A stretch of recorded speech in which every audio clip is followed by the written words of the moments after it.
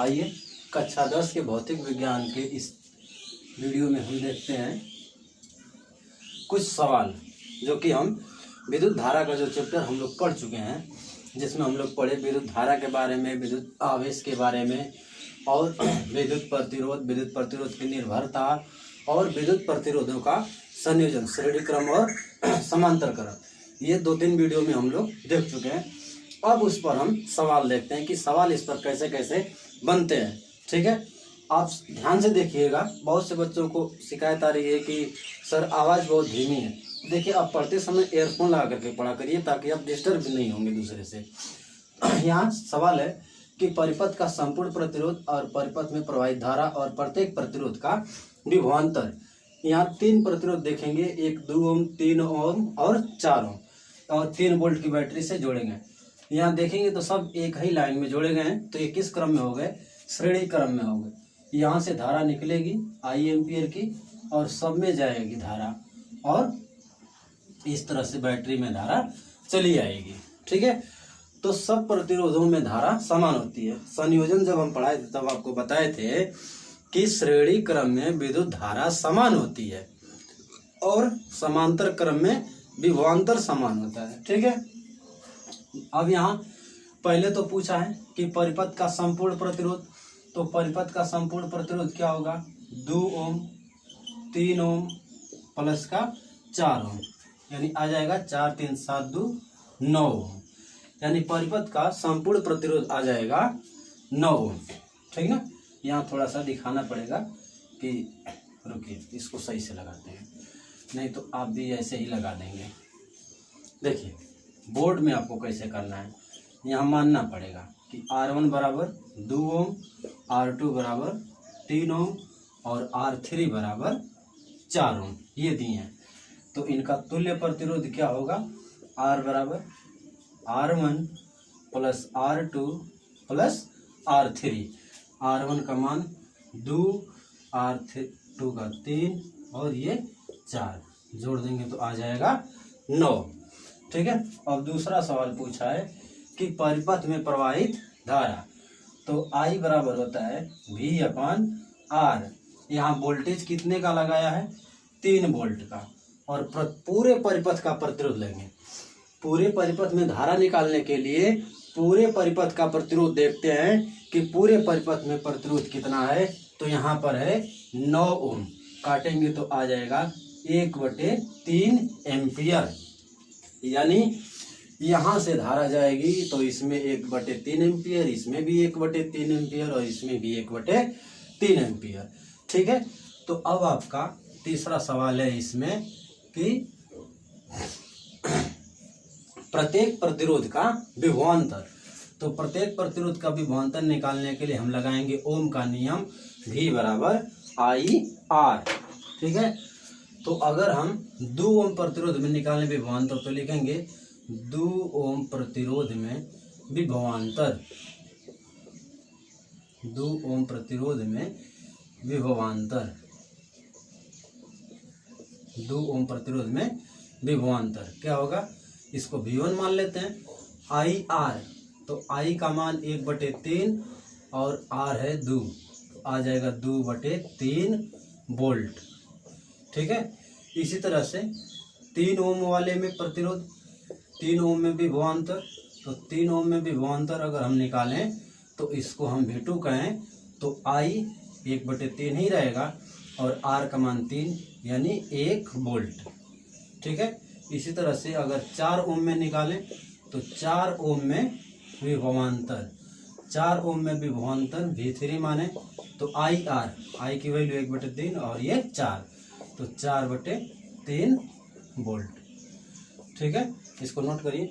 थोड़ा हम इंक डाल लें, ये सही से चल नहीं रहा है।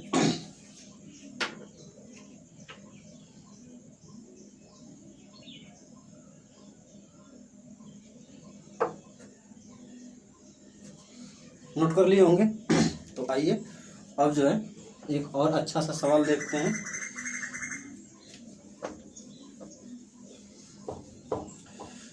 जो भी परिपथ देगा यही 3 सवाल बनते हैं कि पूरे परिपथ का प्रतिरोध बताइए कितना होगा, और पूरे परिपथ में धारा और प्रत्येक प्रतिरोध में विभवांतर कि विभवांतर कितना होगा। एक सवाल है आपका, इस तरह से बनाया हुआ है परिपथ, ठीक है।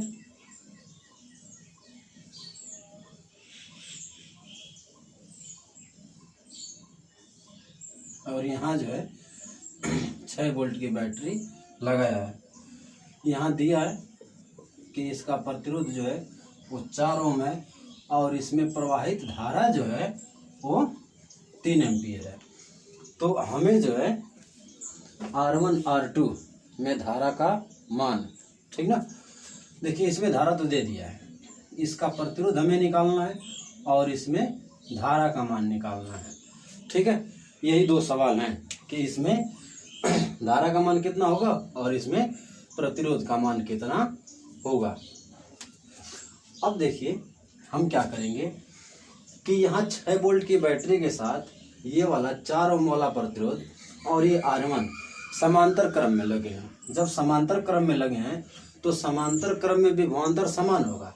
अगर यहाँ से धारा प्रवाहित होगी, धारा जैसे यहाँ बजाएगी तो बढ़ जाएगी, इधर I1 चली गई, इधर क्या आएगी I2, हम मान सकते हैं कि I2 आएगी, ठीक है। लेकिन विभवांतर यहाँ 6 वोल्ट है तो इसमें भी 6 वोल्ट रहेगा, इसमें भी 6 वोल्ट ही रहेगा।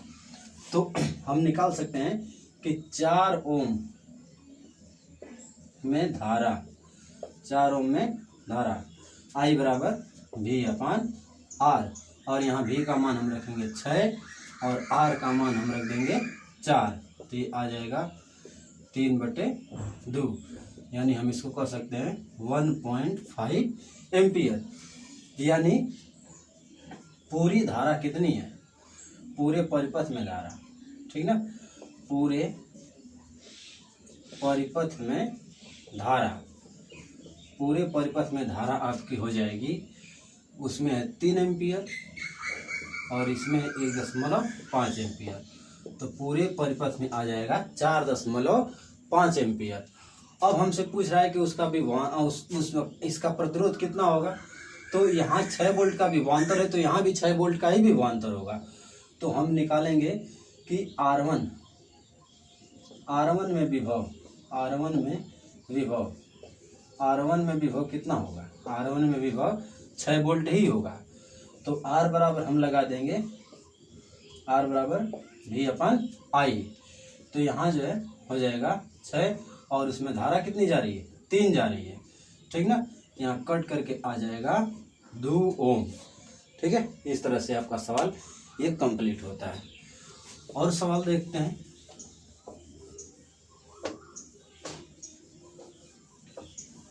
देखिए वीडियो लंबा ना हो जाए इसीलिए जो है कि हम बहुत तेज बता रहे हैं, आप जो है कि वीडियो को आराम से देखेंगे, धीरे धीरे करके। दिया है कि एक चालक पर 1.12 गुणे 10⁻⁻18 कूलाम का धन आवेश है।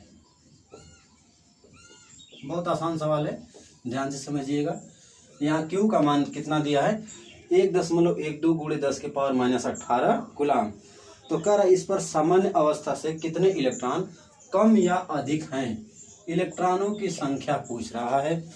तो हम आपको बताए थे कि इलेक्ट्रॉनों की क्वांटम आवेश की क्वांटम प्रकृति Q बराबर Ne, ये फार्मूला आया था, ठीक है। यहाँ Q जो है आवेश का मान है, N इलेक्ट्रॉनों की संख्या और E क्या है, एक इलेक्ट्रॉन पर कितना आवेश होता है, ठीक है।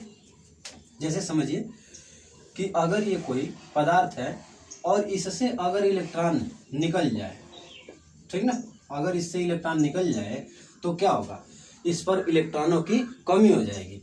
इलेक्ट्रॉनों की जब कमी हो जाएगी तो इस पर आ जाएगा धन आवेश, इस पर आ जाएगा धन आवेश। यानी ये आवेश कैसा है, किसी पदार्थ पर धन आवेश है, यानी इस पदार्थ पर इलेक्ट्रॉनों की कमी है, इलेक्ट्रॉनों की कमी है, ठीक है, इलेक्ट्रॉनों की कमी है, ठीक ना।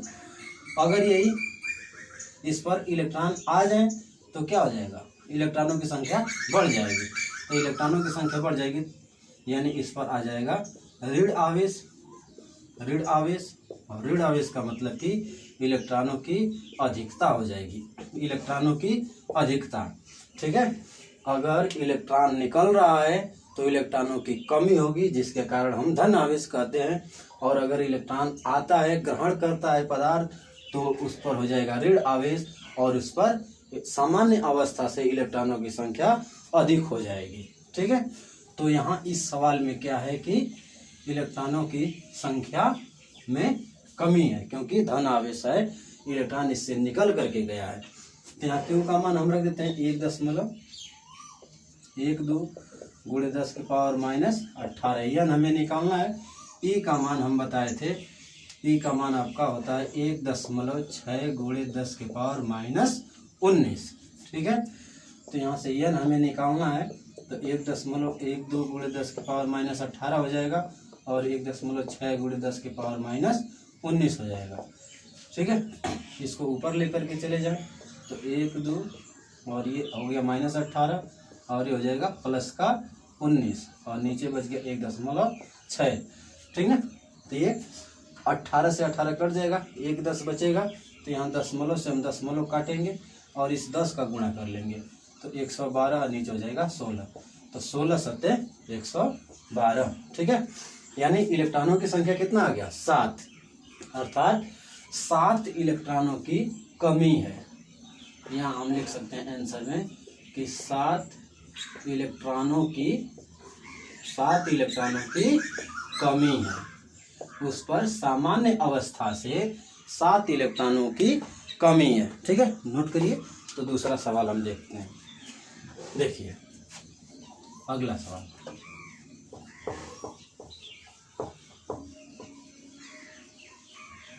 अगला सवाल इस प्रकार से है कि एक चालक से 3 इलेक्ट्रॉन निकल जाते हैं। 3 इलेक्ट्रॉन जो है निकल गए हैं। अब 3 इलेक्ट्रॉन निकल जाने का मतलब क्या हो गया कि उस पर आ जाएगा धन आवेश, धन आवेश आ जाएगा। कह रहा है इस चालक पर अब किस प्रकार का तथा कितना आवेश होगा। तो आवेश की अगर प्रकृति कहें, आवेश की प्रकृति, तो अगर निकल रहा है तो निकलेगा, तो आवेश की प्रकृति कैसी हो जाएगी? धन आवेश हो जाएगी। अगर निकल गया तो धन आवेश, आ गया तो ऋण आवेश। कितना? तो Q बराबर NE, N का मान 3 और E का मान 1.6 गुणे 10 की पावर -19, ये हो जाएगा 4.8 गुणे 10 की पावर -19 कूलाम धन आवेश। ठीक है, बहुत आसान सवाल था। और देखते हैं अगला प्रश्न। अगला प्रश्न है कि एक चालक में 3.5 एम्पियर धारा प्रवाहित हो रही है, तो चालक से होकर 1 मिनट में कितना आवेश गुजरेगा। कह रहा है कि धारा जो है 3 एम्पियर की प्रवाहित हो रही है, तो उसमें जो है 1 मिनट में कितना आवेश गुजरेगा। ठीक है, तो हम जो है विद्युत धारा की परिभाषा पढ़े थे कि I बराबर Q/T ये होता है। यहाँ Q तो हमें निकालना है, तो Q बराबर क्या हो जाएगा? IT। यहाँ 3 एम्पियर की धारा 1 मिनट तक, इसको हम सेकंड में बदलेंगे, यानी कि 3618 180 कूलाम आवेश जो है कि 1 मिनट में प्रवाहित हो जाएगा। ठीक है, अगला प्रश्न देखिए, जो कि इसमें चौथा प्रश्न है। दिया है कि किसी चालक में 200 मिली एम्पियर धारा प्रवाहित हो रही है। धारा जो है कितनी प्रवाहित हो रही है? 200 मिली एम्पियर। यहाँ पहले जो है मिली एम्पियर को एम्पियर में बदलेंगे, तो 200 गुणे 10 के पावर -3 एम्पियर हो जाएगा। ठीक है, इससे प्रति सेकंड कितने मुक्त इलेक्ट्रॉन प्रवाहित होते हैं, ये आई दिया है। तो कह रहा है कि प्रति सेकंड, यानी कि 1 सेकंड में कितना इलेक्ट्रॉन प्रवाहित होगा। देखिए 1 सेकंड में इलेक्ट्रॉन प्रवाहित होने का मतलब कि हम ये निकालेंगे पहले कि 1 सेकंड में कितना आवेश प्रवाहित हो रहा है। तो अभी इस फार्मूले को हम लगा दें, Q बराबर IT। ठीक है, तो I का मान है 200 गुणे 10 के पावर -3 और T का मान 1, तो ये आपका आ जाएगा 20 कूलाम। यानी 1 सेकंड में 20 कूलाम आवेश जो है कि सॉरी गलत हो गया, 20 नहीं आएगा, 2 जीरो इसको काट देगा, ये आएगा 0.2 कूलाम आएगा। ठीक है, हमें इलेक्ट्रॉनों की संख्या पूछ रहा है तो Q बराबर Ne। अब यहाँ Q का मान कितना रखेंगे 0.2, N हमें निकालना है, E का मान 1.6 × 10⁻⁻⁻⁹ तो यहाँ से N का मान कितना हो जाएगा, सॉरी